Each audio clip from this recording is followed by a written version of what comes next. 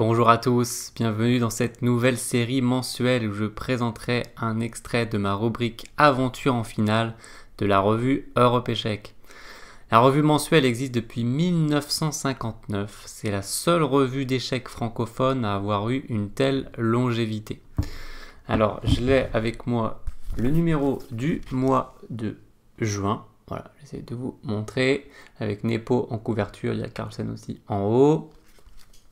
Donc c'est 74 pages, une revue Europe Échecs. Tous les mois, je vais vous montrer quelques captures d'écran du numéro du mois de juin, qui revient bien sûr largement sur le tournoi des candidats, avec en partie commenté Caruana MVL avec ce coup de nouveauté Fou C4. Ça c'est ma rubrique de finale dont on va parler dans cette vidéo, avec le combat tour contre cavalier. Il y a la super rubrique de Marc sur la compréhension positionnelle, très appréciée. Il y a la rubrique de Georges Bartola sur l'histoire des échecs, ici le 4e volet des échecs en Union soviétique. Et puis bien sûr, voilà, grand retour sur le tournoi des candidats, avec la victoire de Nepomniachtchi. Alors, dans la revue, tous les mois, il y a la rubrique sur la créativité aux échecs de Vassili Ivanchuk, une légende de l'histoire des échecs. Il y a la rubrique donc de Marc, il y a la rubrique de Georges que j'ai déjà citée, il y a la rubrique d'Igor Nataf sur la théorie, il y a la rubrique sur les féminines de Suzanne Polgar, la rubrique d'Andrea aussi sur le jeu sur Internet. Voilà, entre autres. Je vais maintenant vous montrer un extrait de ma rubrique finale du numéro de juin 2021. Alors, on va enlever ça et on va mettre tout de suite un échiquier. Donc le thème, c'est le matériel tour contre cavalier. Je vais vous montrer juste 3 positions extraites de la rubrique. Alors d'ailleurs, peut-être petit coup d'œil sur la rubrique, voilà. Sur le tout début de la rubrique. Vous voyez à quoi ça ressemble à l'intérieur de la revue. Donc première chose qu'on peut dire sur la tour contre le cavalier, donc c'est que la tour domine le cavalier en finale en général. Pourquoi? Parce qu'elle est beaucoup plus rapide, elle peut traverser l'échiquier en un seul coup, alors que le cavalier met très longtemps pour traverser un échiquier. Donc s'il y a des pions sur les deux ailes, elle est généralement supérieure. Là où ça va mieux pour le cavalier, c'est quand il n'y a plus que des pions sur un seul côté, une seule aile. Donc là, il peut s'en sortir. On dit généralement que s'il a un pion en échange de la qualité, donc par exemple cavalier 2 pions contre une tour et un pion, si c'est tout du même côté, en général ça va faire match nul. Alors on va commencer par cette position théorique où il n'y a plus du tout de pions, pour savoir ce qui se passe quand il n'y a plus de pions justement, qu'il y a juste le combat roi-tour contre roi-cavalier. Alors même avec le roi de la défense sur le bord, c'est quand même une nulle facile ici pour les noirs. La condition pour pas perdre, c'est que ni le roi ni le cavalier se retrouvent dans le coin. Voilà, s'il y en a un des deux qui se retrouve dans le coin, là ça commence à devenir perdant, quasiment tout le temps. A noter ici que le cavalier contrôle bien la case E6 pour éviter que le roi blanc se mette en face du roi noir et puisse créer des réseaux de maths avec la tour d'un côté ou de l'autre.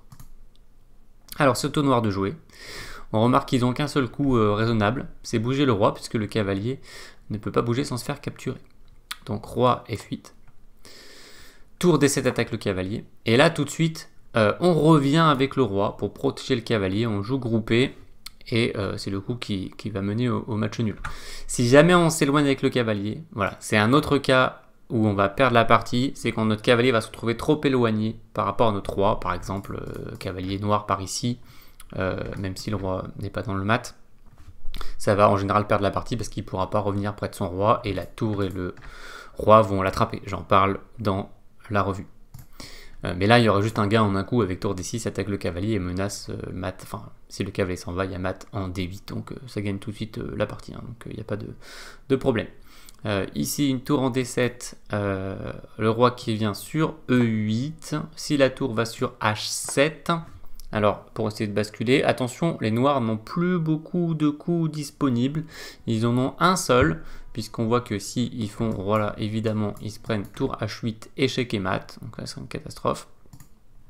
Mais le cavalier va simplement utiliser la case sur C6. Alors, c'est là qu'on voit que s'il était sur le bord, enfin dans le coin plutôt, il n'aura pas accès à cette case, parce que s'il était dans le coin, l'échiquier s'arrêterait, ce serait la dernière colonne de l'échiquier ici.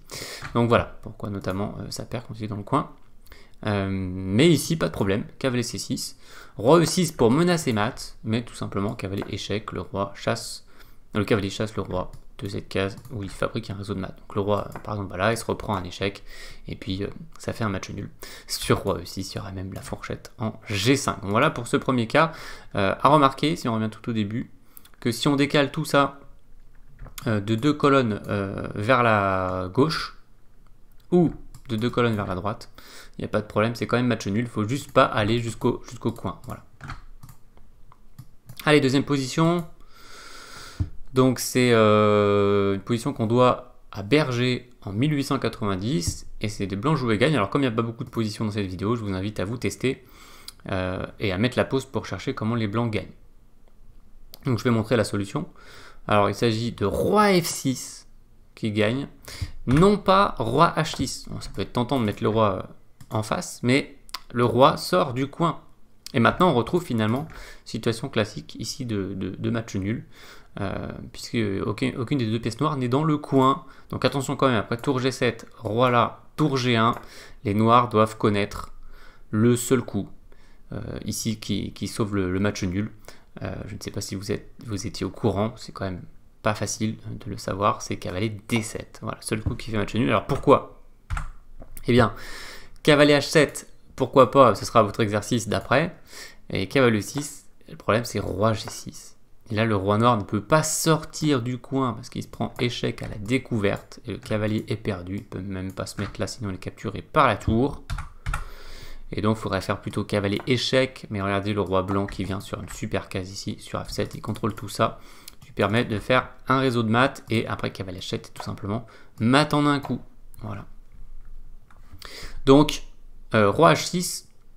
Les noirs sauvent le match nul avec roi G8. Même si quand même, après échec, voilà, tour là, il faut qu'ils connaissent le coup cavalier D7 qui fait nul.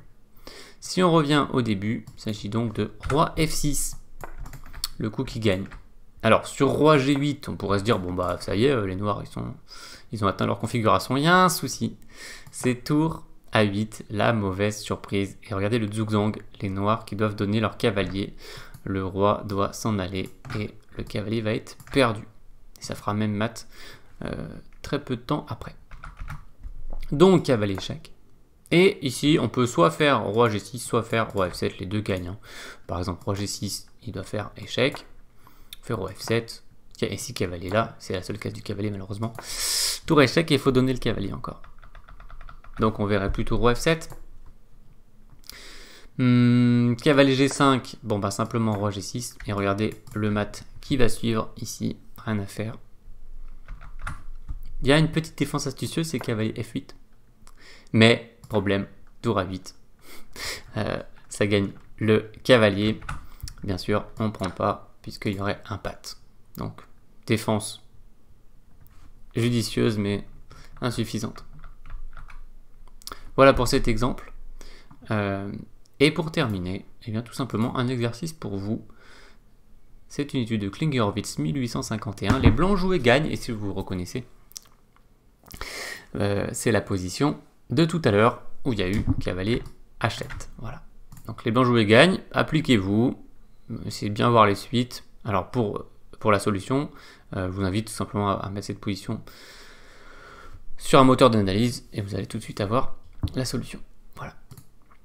Eh bien, ceci termine cette vidéo. J'espère qu'elle vous a plu. Je vais enlever l'échiquier et remettre les captures de la revue et le lien du site Maropéchec. Donc, si ça vous a plu, n'hésitez évidemment pas à vous abonner à la revue. Le tarif pour la France est 60 € par an. Ça revient à 5,50 € par numéro. Donc le lien est dans la description.